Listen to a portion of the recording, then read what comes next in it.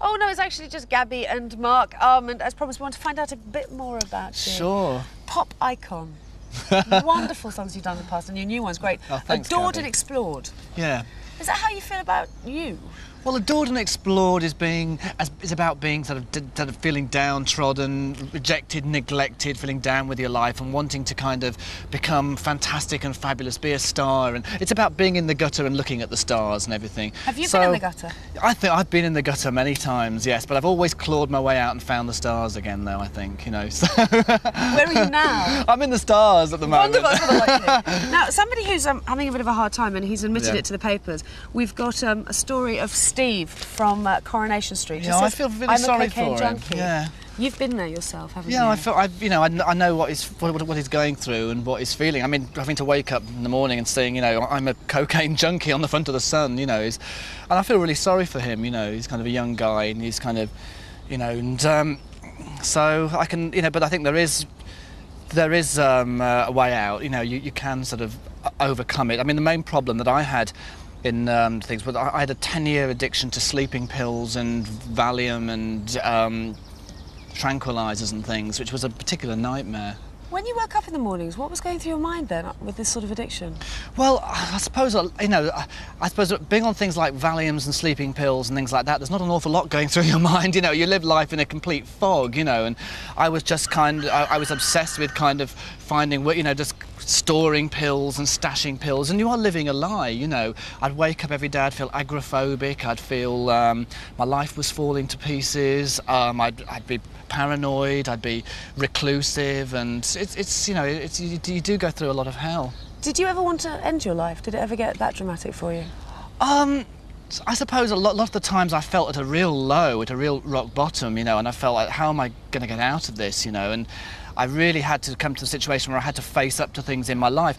I don't think I ever felt the situation really that, I mean, I like life too much, you know, I appreciate life too much, and I think when you do feel like that, you realise that it's a very selfish thing, you know, and you're hurting everybody else. It's everybody else that you hurt, you know. How did you like that. come out of it then? Because you did go to a clinic, didn't you, for a while? Yeah, I did. I spent 2 months in a clinic, and I think everything had fallen apart in my life, and you know, I really was so unhappy, and I felt that I really had to do something about it and face up to it. And everybody had been telling me for a long time, you know, you have to face up to reality and everything. And it just took, I think I had to reach my rock bottom to kind of really realise that I had to do something about it. But I did do something about it, and there is life after, you know. After the clinic? After that, What was the regime like, actually, in the clinic while you were there? It was very tough, actually, but it did me a lot of good. I think I had to get a lot of discipline back into my life, you know, and it was up at 7 o'clock and doing chores like cleaning and tidying and scrubbing the floors and things like that, and bed at 10 o'clock, and if you were late for your meals, you got fined, and, you know, it was having to face up to reality and having to do a bit of growing up, I think, as well. And I think someone like Simon, he's probably doing his growing up in public, because he's only a very young guy, you know. So what advice would you give him then?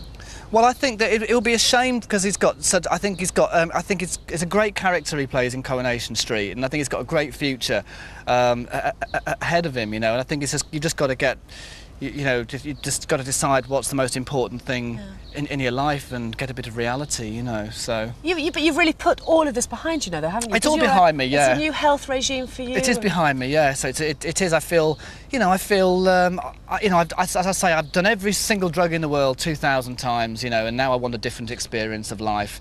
I want to go on and really sort of wake up. You know, I've been asleep for 10 years, and so it's nice to wake up and to realise that I can have a much more productive life, you know, without having to sort of being completely out of it all the time. Well, in fact, the first question I asked you about your new single, Adored and Explored, is totally that story, isn't it? Well, yeah, I think so. Reaching to the stars. Something like that, yeah. And I think it's got a real positive feel to the whole song, you know. It really expresses how, you know, it's kind of, you can dance to it, it's glamorous, it's sort of, you know, and it's a sexy song as well, so. Well, good luck with that. And also your tour, so you're pushing ahead and forwards and the stars. Yeah, I hope Marc, so. thank you so much. Thank you very much. It's been brilliant. Thanks, Gabby. Okay, right now we've got a man who is absolutely mad about mini football.